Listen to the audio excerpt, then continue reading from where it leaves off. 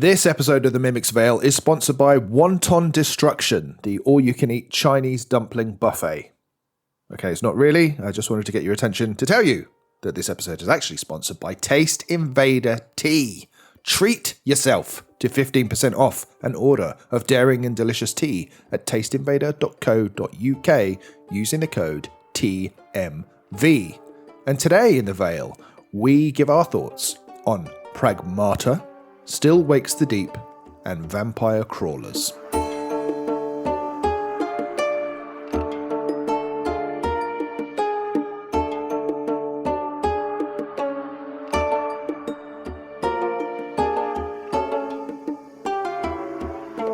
After the demo came out for Vampire Crawlers, I genuinely wasn't sure what to expect. Like, I enjoyed the demo, and I was like, how's this going to evolve? Like, what am I missing here? Because I don't feel like the demo clicked in the way that I expected it to.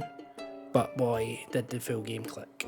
Like, there's just something so comforting about going into a different game genre with a whole load of stuff that you already know.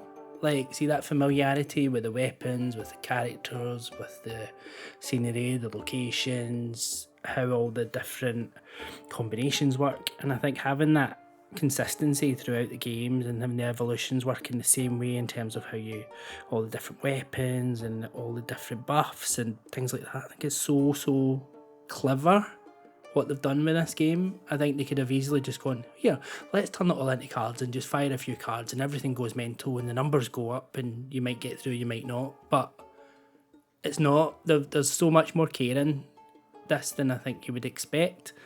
And in the same way, I think it's the type of game that someone like me needs who, out of probably the three of us, I'm not the deck builder person. Like, deck builders is not the genre that's really ever clicked with me, probably because it sometimes just takes a wee bit too much thinking, which I can't be bothered doing. But I think with this one and how they've structured it, it's almost like teaching me how to play other deck builders at the same time without insulting you. It's not like that way, baby's first deck builder. It's not that at all, but it's at least something with a nicer kind of learning curve because of the familiarity and also because of what it presents to you so quickly. And then it says, but we're going to add this bit in and we're going to add gems in and we're going to do that and then we're going to do that. But because you've got so comfortable with like playing the different like leveled cards from 0, 1, 2, 3 or whatever to get that, playing them in order and getting the buffs and working all that out, and then adding on like, say, for every time I play in this hand, and if this one's got a spinach buff, then the power's going up every time, but if I combine that alongside the card being played in the right order, then it's going like mega buff, and you're just like, so satisfying. Yeah, like, so satisfying. That's cool. I'm glad you. Yeah, because you're not. This isn't your genre, is it? But no. I think the vampire survivors-y-ness of it all is obviously the thing that. There is a question like who's it for, and I guess if it is an on-ramp for you to a whole other genre because you've got that familiarity with, like you said, how all the synergies of the weapons work and stuff like that, then it's good. It's a good way to hook you into a very different gameplay style. Like it's more, it's a deck builder and you're sort of playing from a first-person perspective going around the dungeon. That's the crawling element.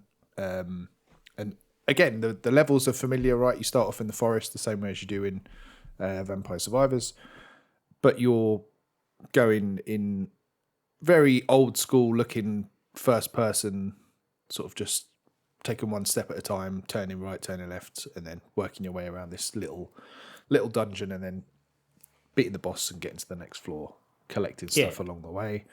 I think for someone that does love deck builders, I think this is a really, really strong one of them. I definitely put it up there with the most addictive ones that I've played.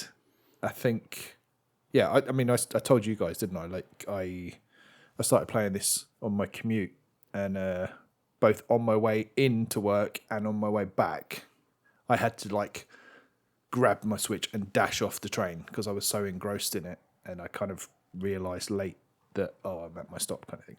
I've literally never done that before.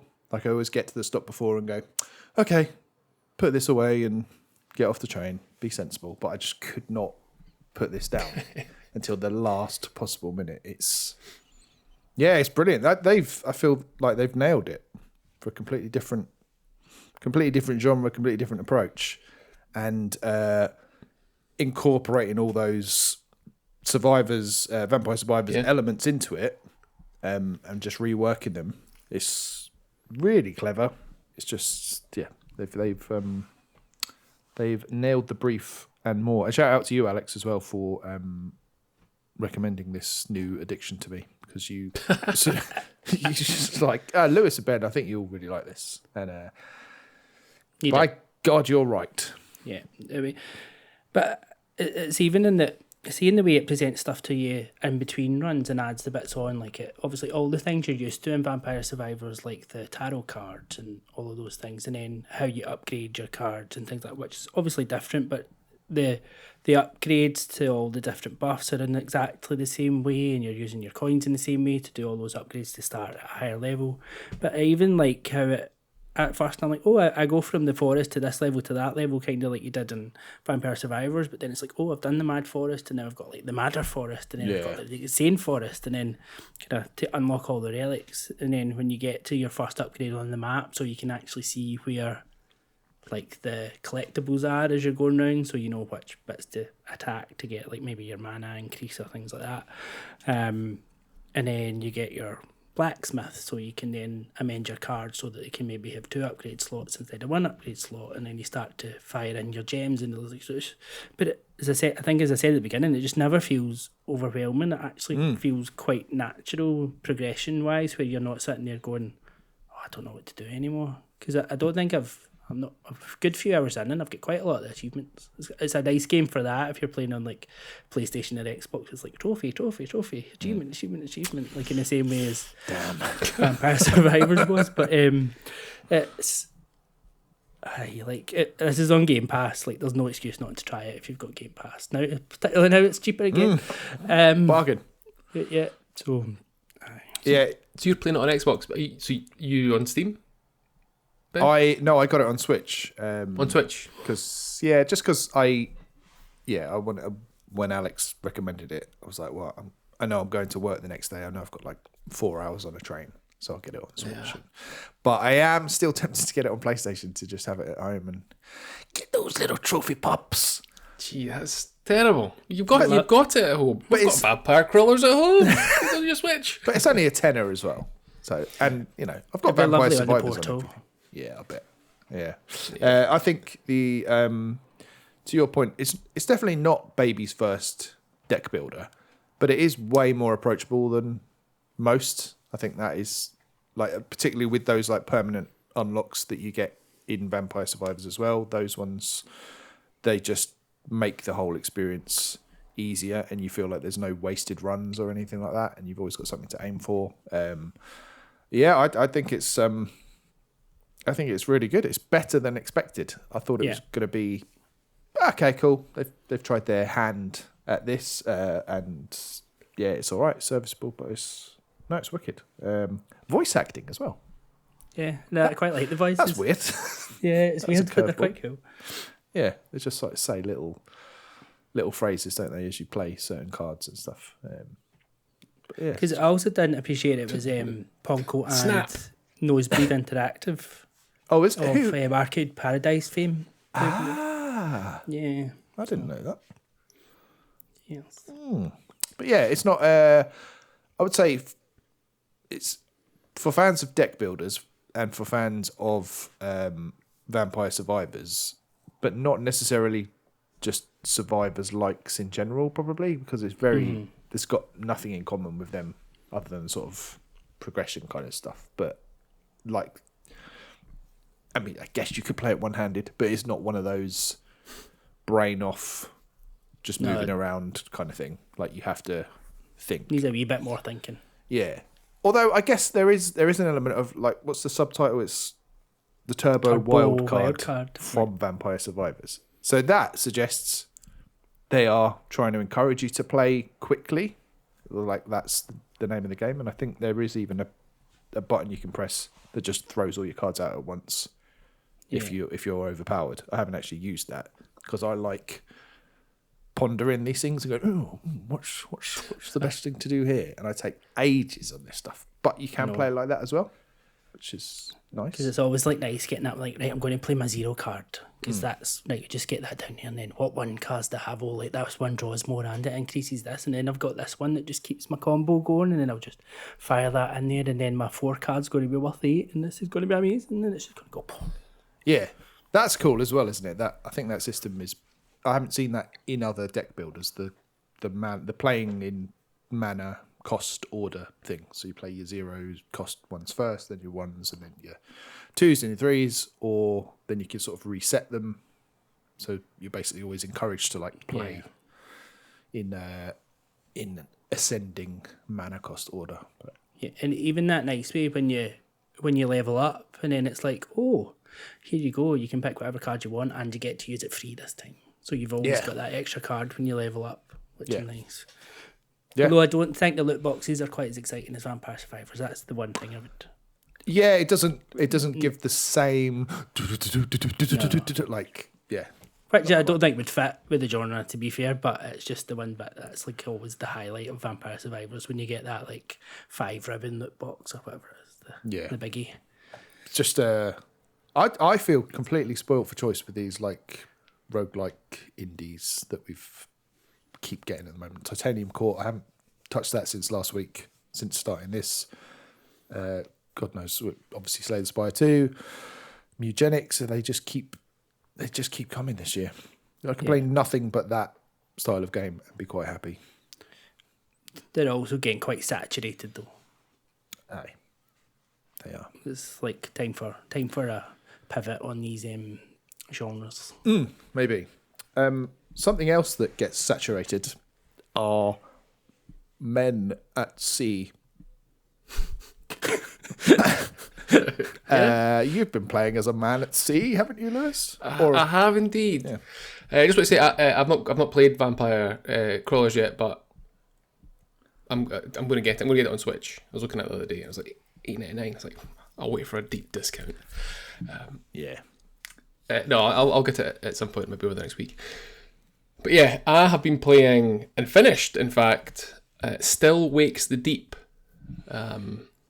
which is more or less it's a walking sim horror game where you play as a guy, Kaz McCleary, in a North Sea oil rig. That's where the game is set. You don't escape there, but you sort of realise pretty early on that the character's done something bad. The police are after him.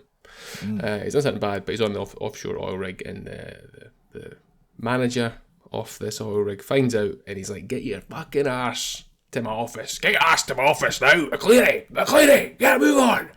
Fucking amazing voice acting. We'll come on to that. And so you make your way up to this guy's office, and he is just does not like you one bit. And he's like, "You're on that helicopter, and you're going home." You never get to the helicopter. Something happens. Something scary happens. There's like a drilling issue, and something takes over the oil rig. Ooh. And infects your friends, and you have to sort of find a way to get everyone who is still alive together to try and escape the oil rig. Right. It's the best game I've played this year. That's big talk, because you've played Crimson Desert. I have played Crimson Desert. I loved it. So it's so short as well. It's like I think maybe 5 hours to finish, but I absolutely loved it. There are sections of that game, and I was thinking to myself, it's so unpleasant. It is just so like overbearing and horrible.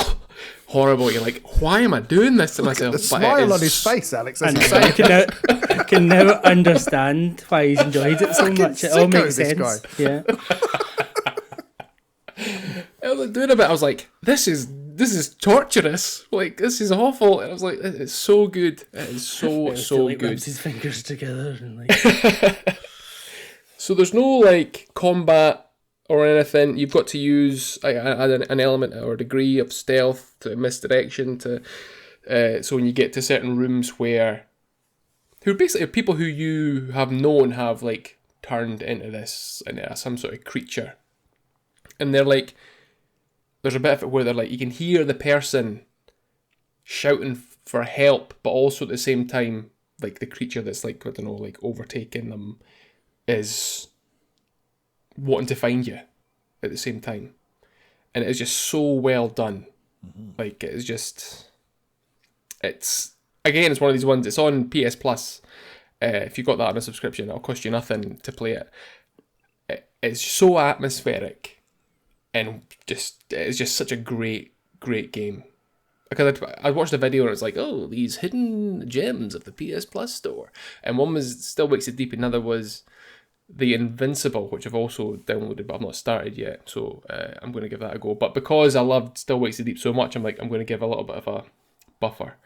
I actually thought it was one of those games that I was like, I'm going to not want to play anything after this. Wow. Because it just properly hit. I was like, fuck.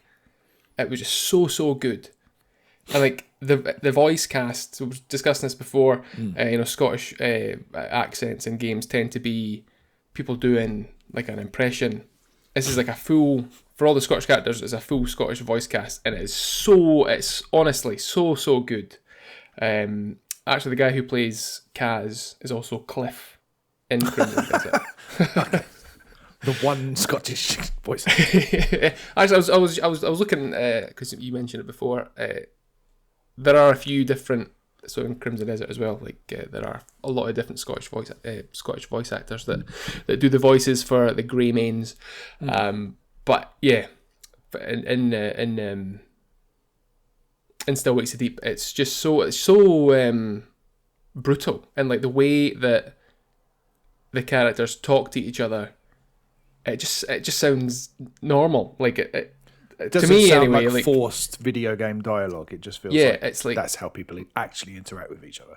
Yeah, like I could imagine in an oil rig situation them really being like talking to each other like that, and it being like just there's not a nice word said between them. It is quite, it's got a lot of swearing in it. I can imagine. But it's just so well done, and it's got a nice story that runs through. It was that you're trying to get back, because it's like Christmas Eve that happens. You're meant to go back to see like your wife and your kids, and it's just like the fact that this has happened, and like you're almost, because of what's happened, like your kind of wife wants a divorce, and it's wanting to get back to her. Yeah. Damn. It is, honestly, it is so good. I mean, the darker So this gets, unpleasant. the more Lewis seems to enjoy it. It's just... There's DLC that I might get. I always feel weird buying DLC for a game I don't own. See, I've done that a few times, particularly on Game Pass, but it's been quite nice, because when, particularly, like, I bought all like the Forza Horizon DLC and stuff, but then when they delisted that, they gave me the game because I owned the DLC. Oh, really? Quite Nice. That's good. I don't feel like Sony would be that generous. No. But you could treat yourself to the physical. That's like 20 quid, and then you own it. Is it? Yeah. Yeah. Oh. Nice, You might nice to even have find on a the physical that's got a DLC in it. Maybe. But yeah, like I honestly would recommend it to anybody. It's Would you recommend it to me? Because you did say I don't you'll think hate you would, this. because you don't like horror. Well, I don't mind horror. You're a big shite bag. I am a big shite. But yeah, I can handle horror, particularly if it's a short game. It's more, yeah. So yeah, I guess I could recommend it to both the. It's more so that there are quite tense, unbearably tense moments in it, and it's like Look at that joy again. This is This is amazing. I'm so happy. Yeah. Nice. Have you ever fancied working on the rigs? You ever That's what I was about to say. So way back in the past, I did electrical engineering before I stumbled into the job that I've got now. I did electrical full-time engineering. podcaster. Yes. And it was I was thinking, because there was a guy who goes, I'm just going to go into rigs. I was like, maybe I'll think of this. Maybe I'll do the same. And I did consider it for a little while. I'm not cut out to work on rigs. No, too sensitive. Far too sensitive for that. Imagine having to be social with the people that were there. I know. And it was that, but it was you had to do helicopter training. You get to get dunked into the water upside down in a makeshift helicopter. I was like, well, maybe not. I'm out. Yeah. That sounds fun. I mean, I can't swim, but it's still the actual experience sounds fun. Being stuck, it's stuck with a load of burly men for weeks fun. on end. I don't know what else to say about it. What's the I just really loved my time. Loved my time with it. It's one of those ones I wish I could go back and play from the start again. I'm gonna get it downloaded because I feel like that I could push through that amount of time. I reckon. Like that. The atmosphere is spot on. I was looking at the review scores, and IGN give it the lowest score. They give it 6 out of 10. But I think in recent weeks we all know now that IGN don't have a fucking clue what they're doing. Loved it. Nice. It was nice to see you so enthused. Yes. By something so grim and depressing. By the sound of it. We'll find more horrendous games for you. Let us know what other miserable games Lewis can play. But you've been on a bit of a horror binge then, because you've also played Resident Evil 3 to completion as well. Yes. Me. That's me. I played Resident Evil 3. But I've bought 4 as well. Nice. I think that's going to be. I'm on a horror kick. That'll maybe be my next game. But yeah, Resident Evil 3. After finishing off 2, or Leon's part of Resident Evil 2, going on to 3 remake. So 3 is the only one I'd ever really played back in the day. I played 1 back in the day, but 3 was I owned 3, and by owned I got a copy from the market for my chipped PS1 back in the day. And it's like, I can't really remember much from Nemesis, but this feels like a B-movie remake of 2. Right. Yeah. Do you know what I mean? This wasn't supposed to be 3, was it? Because isn't Code Veronica was supposed to be Resident Evil 3. Was it? But then that came out as a Dreamcast exclusive sort of spin-off, and then they turned this into 3, I think. Okay. Something like that. I'm not sure. No idea. I think so. But it almost follows the same beats as 2 remake, but no, it's not. It isn't as good. The two remake's far better than 3. It's like 3's still good, but it just felt like a low budget. When I was playing, I was like, it's like a low budget movie version of 2. Right. That's kind of how I was thinking of it, with the Nemesis thing. Whereas, what's the guy in 2 called? X. No, not Professor X. Mr. X. Mr. X. Mr. X, that's it. Yeah. So yeah, the Nemesis is basically like jumped up version of him. He's like, he can leap about the place and just you can be running, whereas before the X guy would just be walking and thumping behind you. Yeah. He'd be trying to run to a door, be like, I'm nearly there, and then the Nemesis will just like land like fucking Captain America in front of you. You're like, well, can't get through here. Also, one thing I noticed about 3 is that that happened once or twice, and I replicated it. I deliberately replicated it. I was like, right, because I had died, but I'd gone into a save room, and I had a couple of gems. I didn't end up using the gems. Oh no, I did actually. Sorry, talking shite. A couple of gems, and I put the gems in a safe box. The safe box in the room next to the typewriter. As soon as I closed out of the safe box, fucking Nemesis came into the save room. Oh God! I was like, oh my God! Like, What are you doing in here? Yeah, and then I ended up dying. Oh. And then I was like, was that a glitch? So I did it again because I was back to that save point, and it happened again. So I don't know, that might just be something that... That's not on. You should feel safe in a safe room. Yeah. Yeah. I think Requiem does something similar, doesn't it, Alex? When the girl is chasing you around near the start, I'm pretty sure she breaks into a safe room. It's just like this. You can't break these rules. Yeah. Watch But me. yeah, when I was playing, I was like, when? Because it's intercut with, I think it's set before and after 2. Right. Because there's bits in 3. So the policeman who's in the station in 2, who's basically dying. Yeah. Can't remember his name. You see what happens to him. The guy that sat in the lobby. Yes. Yeah, yeah. You see what happens to him outside before he goes into the police station. So it's sort of set about like just before and then just after. Just after 2. But I didn't. Whereas, yeah, I don't think it wasn't as good as 2. I didn't feel like. I think 5-6 hours is probably about right. I think that's how long it took. There's a couple of bits I was like, fucking hell, this again. You seem to face the Nemesis an awful lot.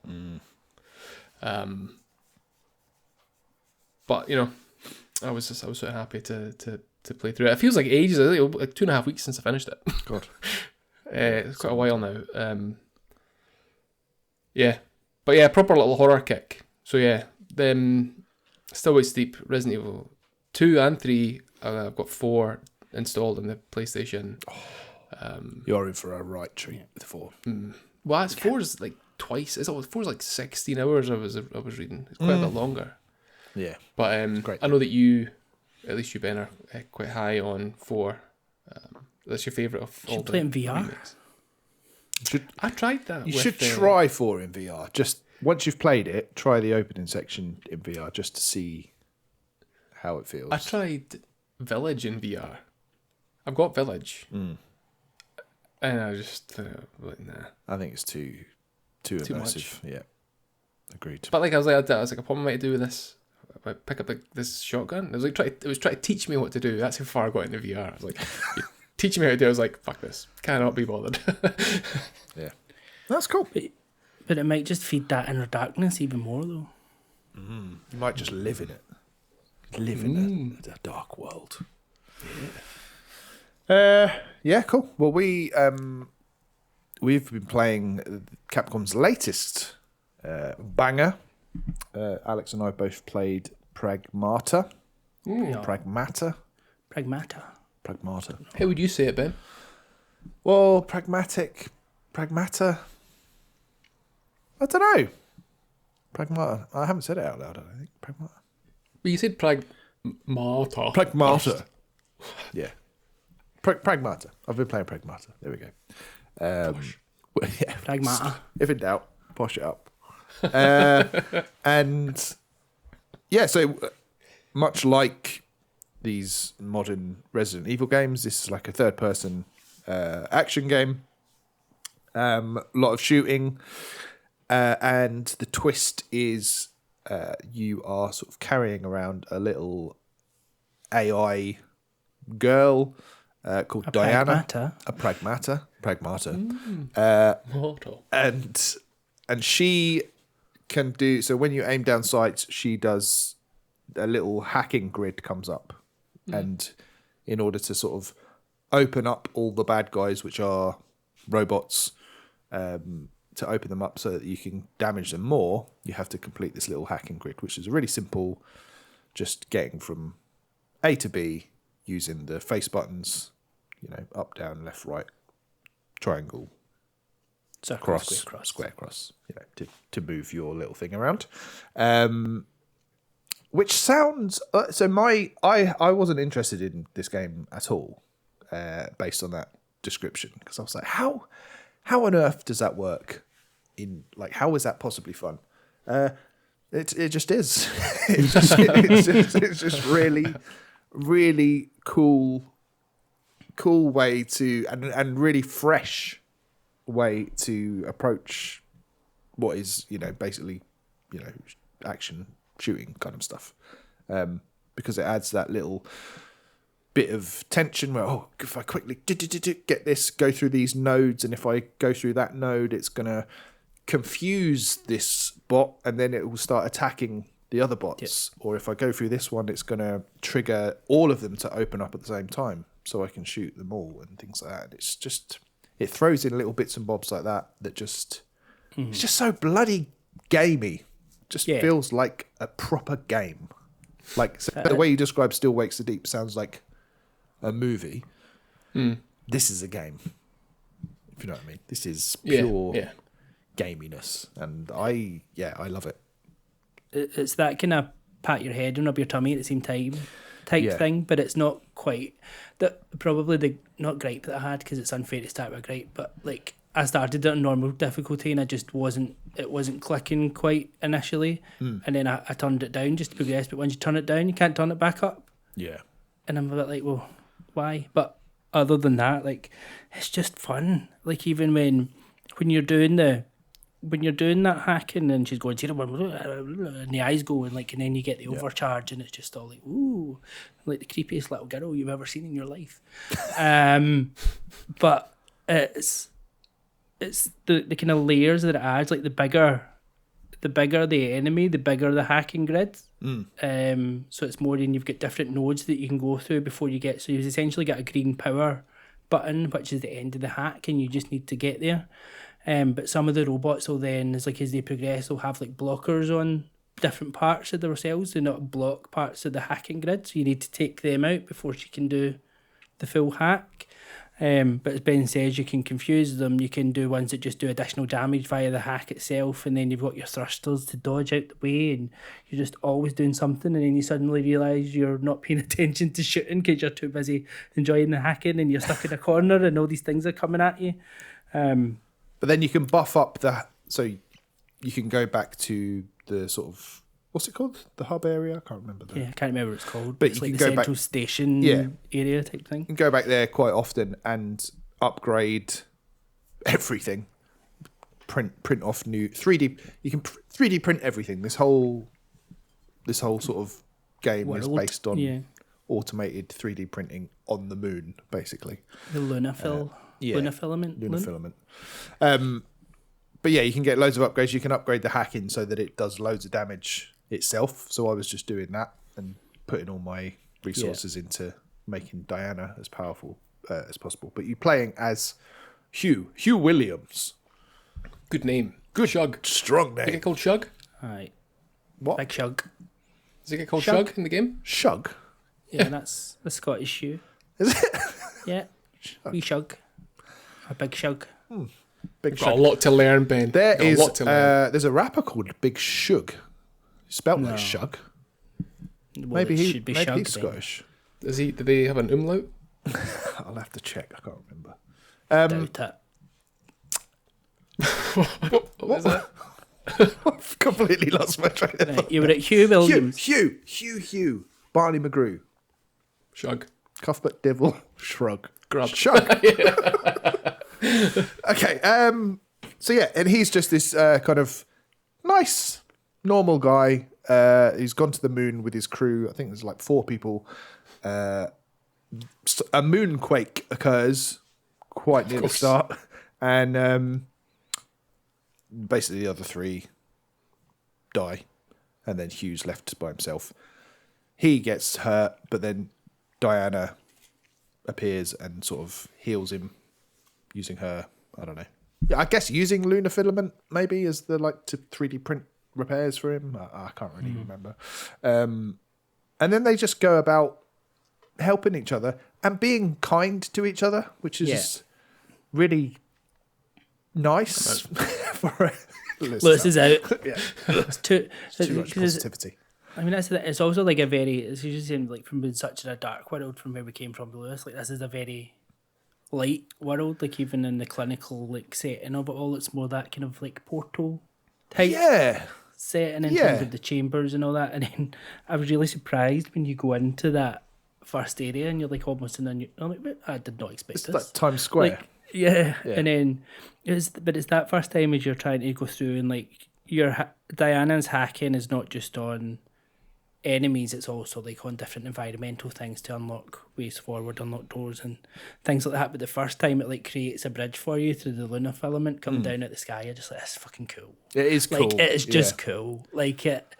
And even then when you start to upgrade the weapons, upgrade the hacking so that you can do like the final like stomp or like the kind of final hit to like blow the robots up and stuff. You're just like, you almost get that wee bit of excitement when you're doing the hacking and you suddenly see the purple icon there, like, oh, we're ready for it, and we can get through that one and go and take that fucker out. Like, it's very satisfying.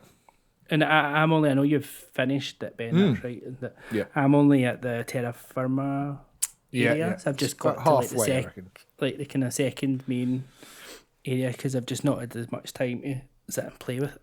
But it's just, it's the progression side of it as well was really cleverly done, because it's not all the progress is there at the beginning. It kind of levels up your base so that unlocks more progression rather than overwhelming you at the beginning to say, oh, you can upgrade this to here and that to there and you've got all these things, whereas it almost bottle feeds it to you in a way. It's like, this is what you can do at the moment. And then even like the little mini games you do, and then when it unlocks the training bits and you need to get these coins to upgrade through the cabin coins through the little cabin, and you need to find him as you're going through. But it's basically a game of bingo. You need to unlock all these little squares, and then Lewis is back in. You're like, oh, you've got a line, and then you've got a triple, and then you've got a full blackout, and you've got all these upgrades for doing this. But it kind of rewards you for the exploration, because it'll lock out a line of the bingo card if you don't go and take out whichever red areas. So the red areas are just basically like test rooms, probably. It's like a boss room, and you're just basically locked in this room. You've got rewards to get. It will give you a key to open it on the bingo card, and then you just need to survive that room, get the loot, and that'll unlock the last bit of the bingo card to get more unlocks as you go. But it's just cool. Even the way it like traverses, so you can at every like point you're getting to like essentially a save point, it unlocks a route back to the central area, so you can go back and upgrade at every point but you're going. So it's not just upgrading on the fly, you need to go back to that area to upgrade, but you're going through the subway system or whatever it's called, or tram whatever it is. But then as you go back through, that completely like refills your health, like your power, your Estus flasks, basically. The flasks, essentially, and all your thrusters and everything. It's just, it looked cool. It was almost a bit of it could go either way, but it's definitely gone the right way. There's just a lot to like about it. I don't think it necessarily changes that much as you go through it, other than you getting a bit more powerful. But even like the boss fights and stuff, so I've done two of the big boss fights. Bosses are great. Incredible. Yeah, like really good. I normally dread a boss fight, but this one I was itching to get stuck into them. They are some of the best boss fights ever that I can remember. Did you see you finished it? Yes. And that's just you've not halfway that much time to yeah. And there's a quite a meaty post game as well, I think. So it unlocks a couple of things, New Game Plus, and then like a whole other mode, which I think you can then get an alternative ending as well. It seems like there's a bit of Donkey Kong Bonanza to it. Like you have to go back and do other stuff for maybe 100% areas in order to unlock these challenges and things like that. And you've got a little girl on your back as well, like DK Bonanza. Oh yeah. I found myself doing that anyway, because there's almost like Metroidvania elements to it, like because there's certain things you can't do in the areas until you've got your powers that you get through a wee bit. So you go back there, and even by mistake, I'm like, I'm back in here, because it tells you on each of the stations how many of the things that you found in those stations, so you know what you're going back and looking for. And then as you're upgrading your abilities, you get to a stage where your environmental scan will tell you where the things are as well. It's good at that whole rewarding you for exploring type thing, and kind of feeding your curiosity around, there could be something around there, there is something around there, like how did I get to that box? I'm like, there must be a way, and then you find it. It's fun. Brilliant. Fun. I'm not played it yet, but I'm disappointed that the girl's name isn't Marta, because then the game could have been called Pragmata, which would have Frank Martha. If you, made it even more confusing. Yeah. I hadn't put that. That's a good comparison there. Donkey Kong. They would never have thought Yeah. that. Just do it. We need to do a top 5 carrying around an annoying little Girl girl on on your your back games. chatty little girl on your back. But then, she's lovely. He's a nice guy, and it's just nice to have characters that appear to like each other, or at least realise that they're helping each other and that they kind of need each other to survive. and it's even when you find somebody, you have to find these different like realms. I can't remember what that. Real Earth memories or something. Real Earth memories in it. Yeah. Like a slide or a basketball hoop, and then she starts like having fun with all these things in this base area and like understanding how the world is, even though she's just a robot or an AI cute. essentially. And it's all just quite heartwarming. I know Yeah. I'm putting you off here, Lewis. Like I know this just is. Hey, we said nothing for me. Metroid. We've said Metroid a few times. There's Souls-like elements that the enemies respawn. You said Estes as well. Estes, drop that in there. Bingo, you do love bingo. I love a bingo. Mecha. So, Yep. I'm there all always the time. there, always there. But yeah, I really love it. It's a very strong game of the year contender, probably. Wow. Yeah. Very nice. I hope to get around to it at some point. Maybe one day. Maybe. But you know what? Let's play, as they say in Star Wars Galactic Basic. Guess the outro. Lost in translation.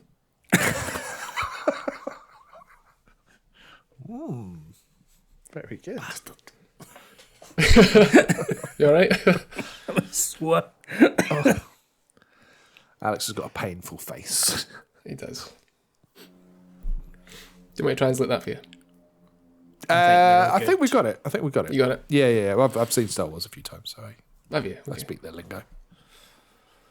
Captain Kirk. Nano. Yeah. That's Mork and Mindy. It's more Ben's old. Multiple development teams. multiple dev teams. Okay.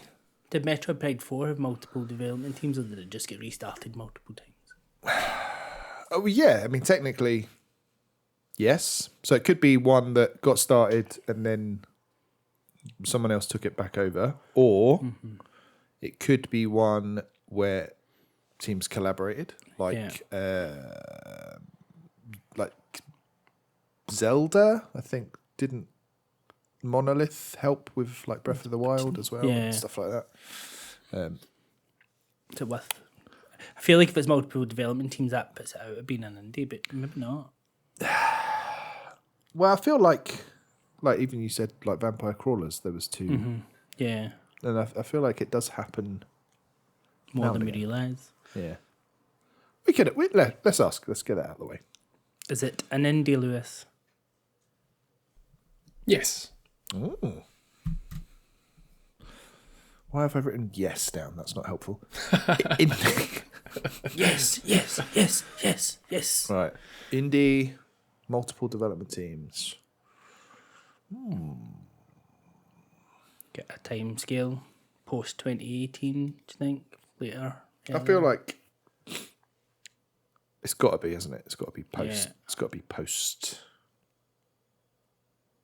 2017 or later. I feel like it must be though. Yeah. Maybe 2020 or later. Try it. See. 2020 or later, Lewis. Is it 2020 or later? No. No. Pre-20s.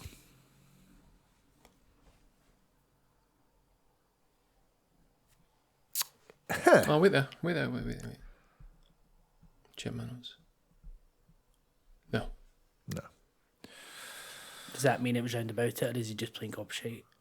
Like, Oh, what about... Is it a rogue light or like? Is that a question, or are you speaking to Alex? That's a question. That's a question. Yeah. No. Okay. Not Dead Cells then. That's what popped into my head. oh, I suppose because they had motion twin and what's some chops and all that. Yeah. Empire, Evil Empire. Evil Empire. I was gonna Yeah. say What's the Twisted chops would be a great dev name. That's what we should branch off into. Yeah. Yeah. Okay, it's not a roguelike. Pre-20s. Is that 3 questions? Yeah. Should we try other genres or just think? What about 2017 or later? And then we've got Yeah, just to narrow that Yeah. down. Yeah. 2017 or later, Lewis. Yes. Okay. So in that little kind of switch Yeah. release window, Yeah. The peak indie times. Pindie. Pindie. Or are we in the peak indie times? I don't know. Mork and Pindie. Episode total.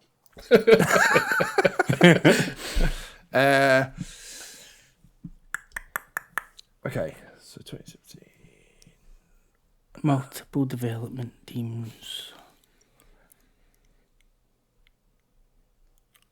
So just thinking of the things you can rule out. It's obviously like Hollow Knight and things like that we've done. Yeah. The kind of obvious ones. Yeah.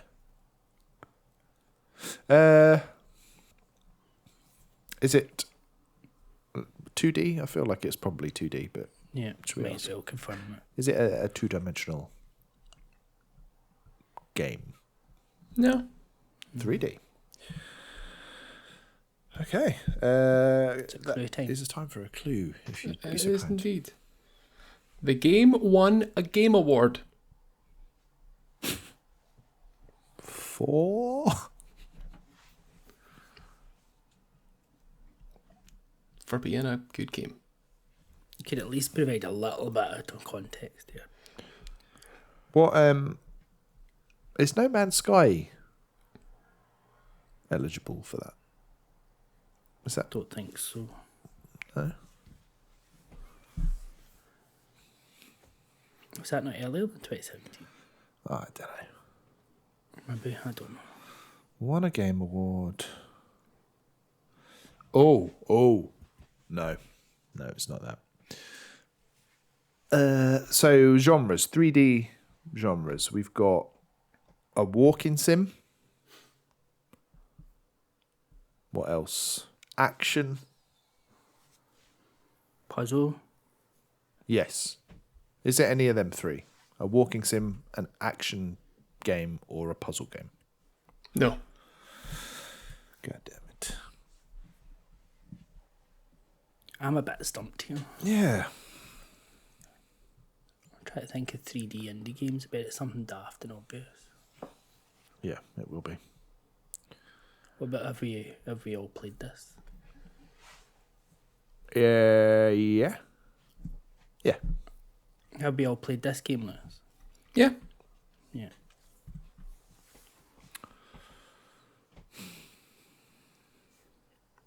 Could be something like Fall Guys, I think we've had that before, haven't we? potentially. Rocket League. Yeah. I mean, obviously not an indie game now, but at the Yeah. time, definitely.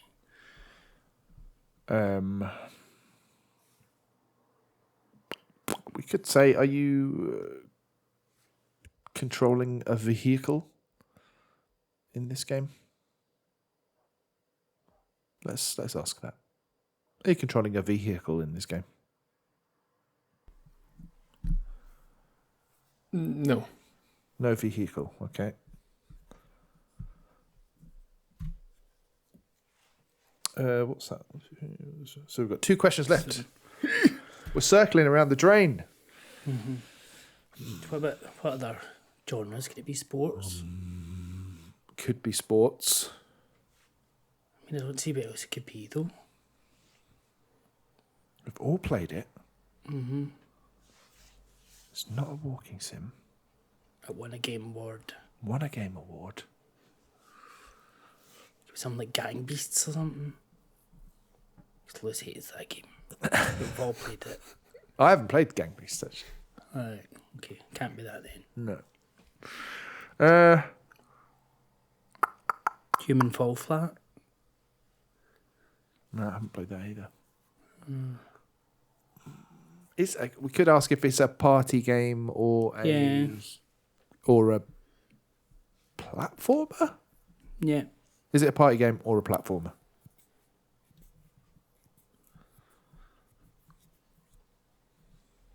What? Yeah. Could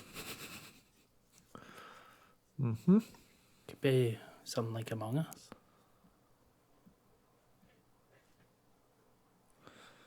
It's not. Well, it would have to be Among Us 3D though, wouldn't it? Alright, 'cause that's 2D, isn't it? Yeah. God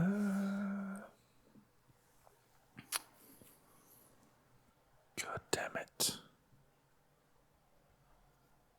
So, should we say? Should we narrow down that last question then? Party game or platformer?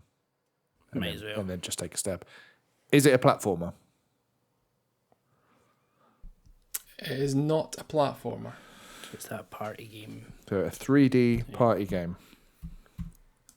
Indie. You get any questions left? No, that's it. No. No, it's ours. Right, so we're waiting for the translation. Yeah. Give us the translation, please, Lewis. You know the translation? Well, it's in Lithuanian. And it's the game name Perkepti-do. How are you spelling Perkepti-do? Perkepti.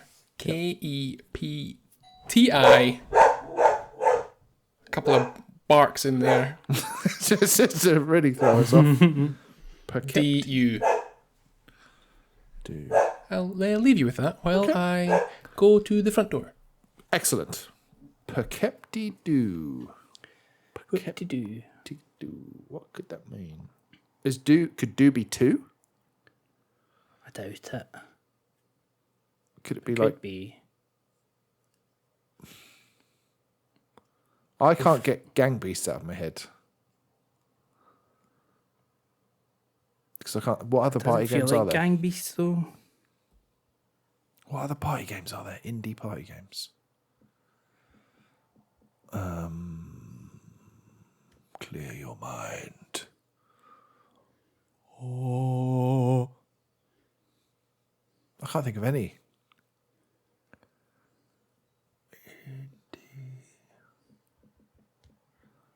Because you've got... I mean, it can't be Fall Guys, can it? I'm sure we've had Fall Guys before.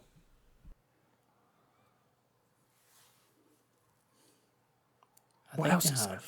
Wait, I'm certain we have. How long did I give you? 30 I seconds. don't think it's Gang Beasts. 30 seconds. Yeah. Let me set it. What else is there?